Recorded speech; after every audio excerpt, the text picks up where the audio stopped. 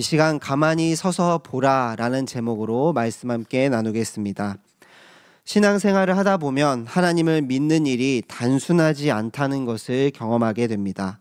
하나님을 잘 믿기만 하면 이 땅에서 복이 넘치고 자녀들이 잘 되고 하는 일마다 승승장구한다면 모두가 열심히 신앙생활을 할 것입니다.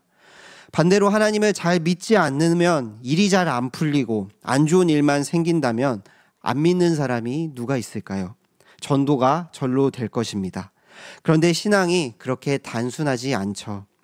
하나님을 잘 믿는 것 같은데 잘 안 풀리는 것 같습니다. 하나님을 잘 믿는 것 같은데 어려운 일을 경험하기도 합니다.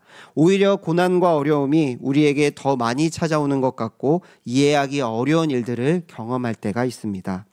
오늘 말씀인 이 홍해 사건도 이스라엘 백성들에게는 그런 경험일 것입니다.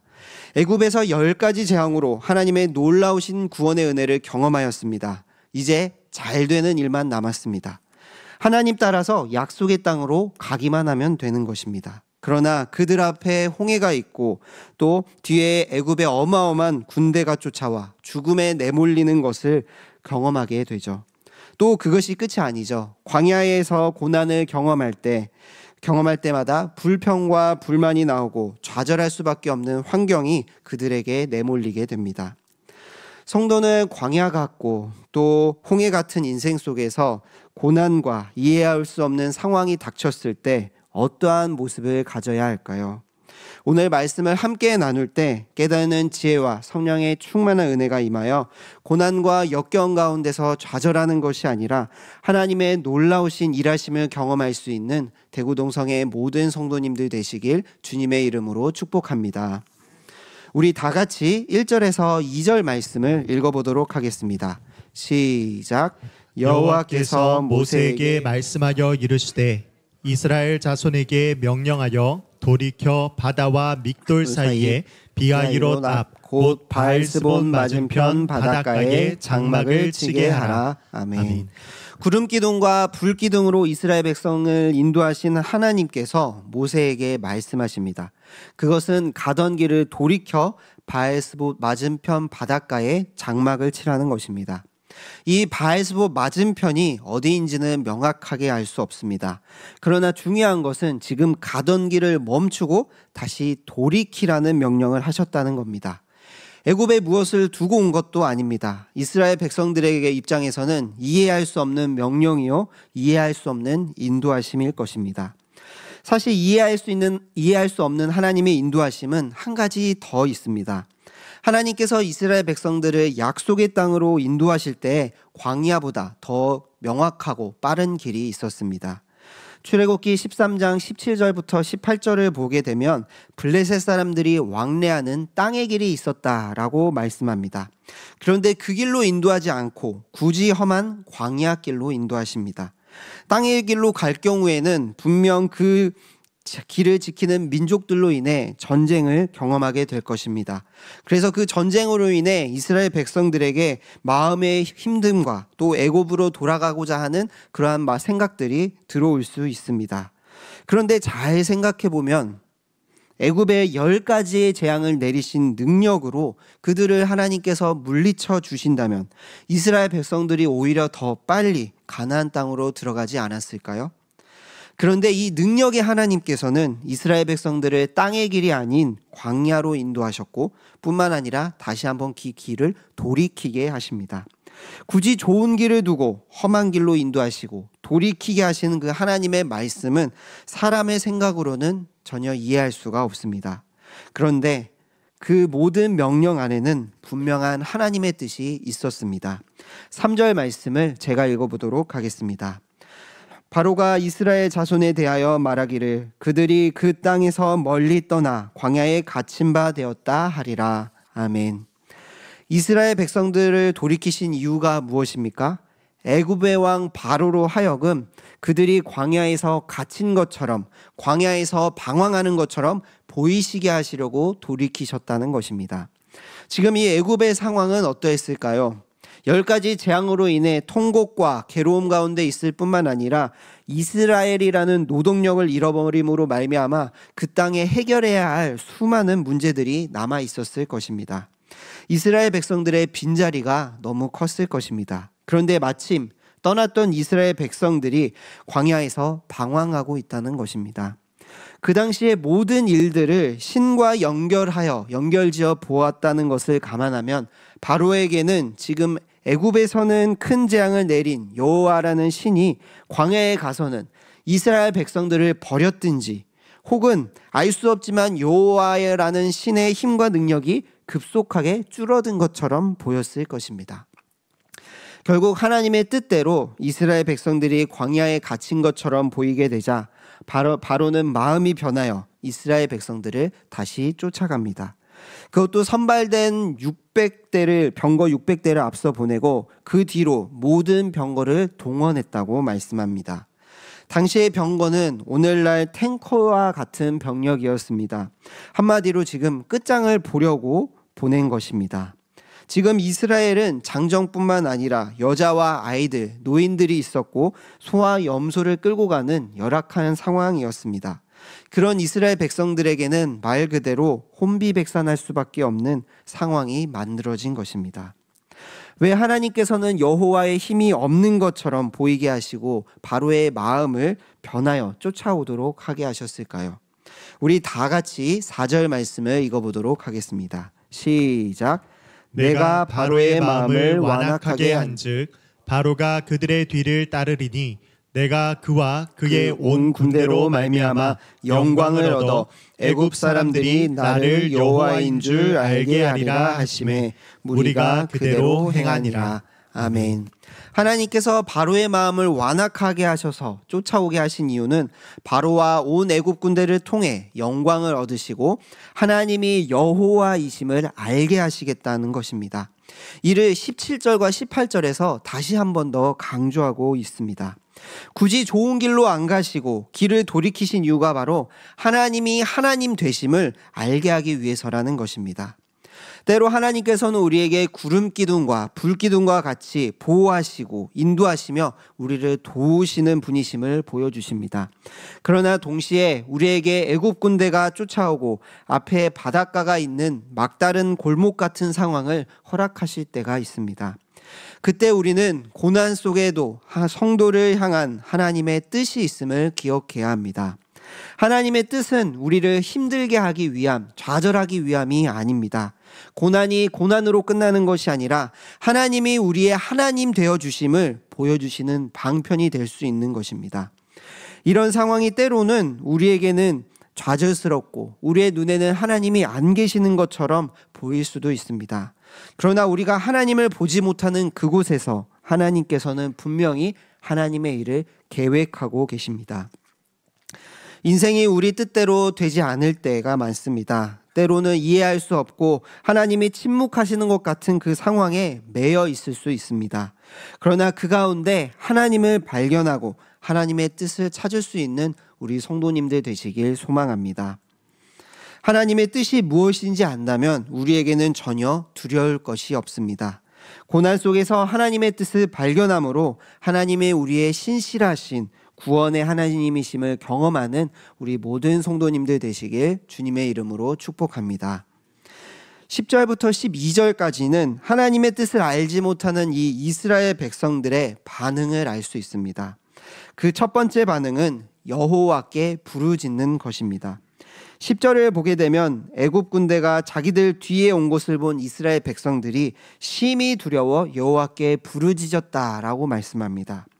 성경에서 여호와께 부르짖었다라는 것은 하나님에 대한 믿음의 반응으로 사용되어 긍정적인 의미를 뜻하는데요.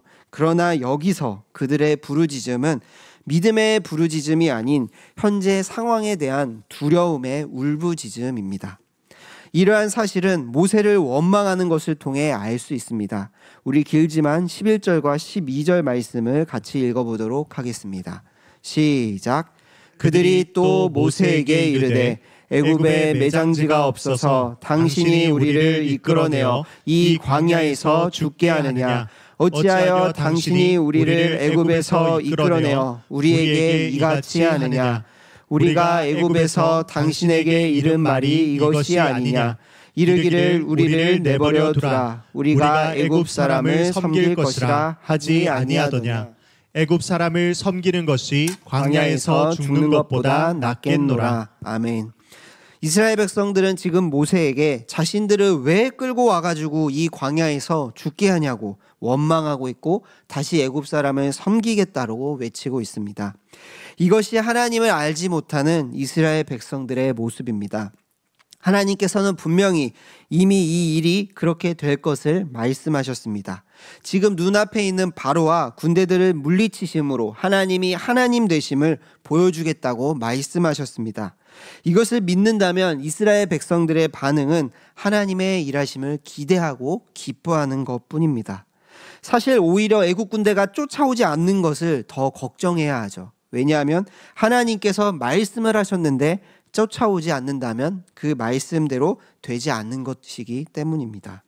지금 이스라엘 백성들은 10가지 재앙을 통해 또 구름기둥과 불기둥을 통해 하나님의 구원하심과 보호하심을 경험하였지만 그 은혜를 잊어버린 것입니다.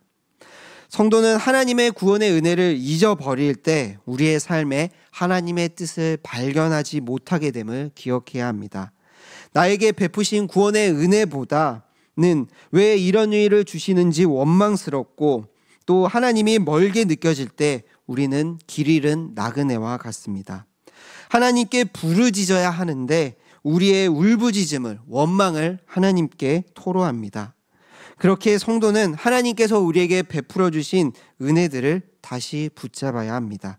은혜 안에 있을 때 성도는 하나님 뜻 가운데 있게 될 것이고 하나님의 뜻이 이 땅 가운데 이뤄지는 일을 가장 기대하고 소망하게 될 것입니다.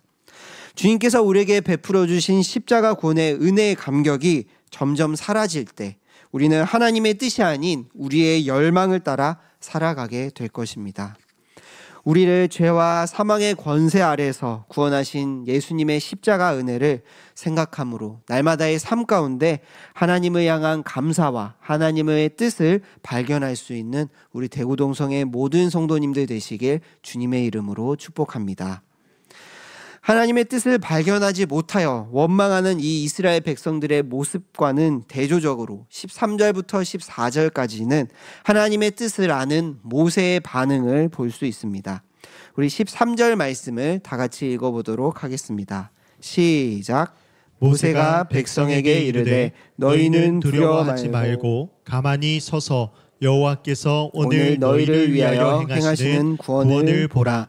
너희가 오늘 본 애굽 사람을 영원히 다시 보지 아니하리라. 아멘. 모세의 고백은 막다른 골목에 놓인 것 같은 우리 스스로 해결할 수 없는 그 상황 가운데 우리가 가져야 할 신앙의 모습이 어떠한지를 보여줍니다.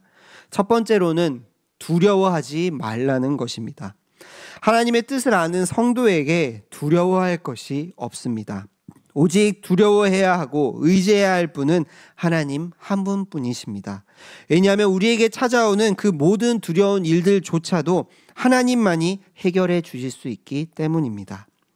두 번째로 가만히 서서 우리를 위해 행하시는 구원을 보는 것입니다. 여기서 가만히 서서라는 히브리어 단어의 뜻은 서다, 위치를 잡다, 자리 잡다라는 뜻입니다. 자기의 자리를 지키라는 것입니다.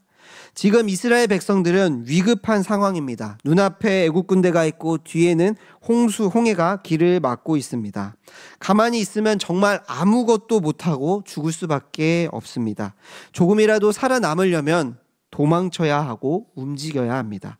그런데 애국 군대와 홍해 바다에 막혀 있어 절박하다 할지라도 그곳에서 자리를 지키고 굳게 서서 보라는 것입니다. 무엇을 보라고 말씀하십니까? 하나님께서 너희를 위하여 행하시는 구원을 보라는 것입니다. 그렇습니다. 하나님께서 우리를 위해 일하시는 분이신 줄 믿습니다. 14절에 그분이 우리를 위해 싸우시는 분이라고 말씀합니다. 모세는 홍해로 인도하신 그 하나님의 계획이 무엇인지를 잘 알았습니다. 그렇기에 두려워하지 않고 믿음으로 반응했던 것입니다. 우리를 위해 싸우시는 그 하나님을 소망하고 기대했던 것입니다. 이와 마찬가지로 오늘날 우리에게도 때로는 가만히 있는 것이 우리가 할 수 있는 전부일 때가 있습니다. 우리의 힘과 능력으로 감당할 수 없고 좌절스러운 그 상황 가운데서 우리는 가만히 있을 수밖에 없습니다. 그저 단순히 가만히 있는 것이 아니라 때로는 묵묵히 참고 기다리며 하나님의 구원의 손길을 소망해야 하는 것입니다. 하나님의 일하심을 소망하고 그분의 뜻을 위해 순종할 준비를 하고 있어야 하는 것입니다. 그러할 때 하나님께서는 이스라엘 백성들 앞에 홍해가 갈라지는 이적을 베푸신 것처럼 우리 앞길에도 막힌 담을 열어주시는 놀라운 은혜를 우리에게 허락해 주실 줄 믿습니다. 모세의 이러한 신앙의 태도는 신약 성경에서도 잘 보여주고 있습니다. 빌립보서 4장 6절에서 7절 말씀인데요. 우리 다 같이 읽어보도록 하겠습니다. 시작. 아무것도 염려하지 말고 다만 모든 일에 기도와 간구로 너희 구할 것을 감사함으로 하나님께 아뢰라. 그리하면 모든 지약에 뛰어난 하나님의 평강이 그리스도 예수 안에서 너희 마음과 생각을 지키시리라. 아멘. 사도 바울은 극심한 고난 가운데 있는 빌립보 성도들에게 염려하지 말고 하나님께 감사함을 아뢰라고 권면합니다. 현실은 예수님 믿는 것 때문에 지금 고통받고 있고 목숨이 오고 가는 상황이지만 그 가운데 우리가 믿음을 지킬 수 있는 것은 하나님께 감사함으로 붙드는 것입니다. 무엇을 감사해야 하고 무엇을 붙들어야 합니까? 우리를 구원하신 은혜를 감사하고 우리를 구원하실 은혜를 붙들어야 합니다. 그럴 때 하나님의 평강이 우리의 마음과 생각을 지켜주시고 우리의 삶을 선한 길로 인도해 주실 줄 믿습니다. 말씀을 정리하겠습니다. 나에게 닥친 고난을 이겨낼 수 있는 방법은 내 능력이 아닌 우리를 위해 싸우시는 하나님 때문인 줄 믿습니다. 오늘 말씀은 두려워하지 않고 우리를 위해 싸우시는 그 행하시는 일들을 바라보는 것이 믿음이라고 말씀합니다. 고난 가운데 하나님의 뜻을 발견하고 우리를 구원하신 그 하나님을 바라볼 수 있기를 소망합니다. 사람의 눈으로는 해결할 수 없는 나의 앞에 막막한 일들과 막다른 골목에 있는 것 같은 상황이 있다 할지라도 선하신 하나님께서 우리를 붙드시고 일하실 줄 믿습니다. 오직 그리스도의 은혜를 붙잡음으로 하나님의 일하심을 발견하고 고난 중에도 믿음의 역사를 경험할 수 있는 우리 모든 대구동성의 성도님들 되시길 주님의 이름으로 축복합니다. 기도드리겠습니다.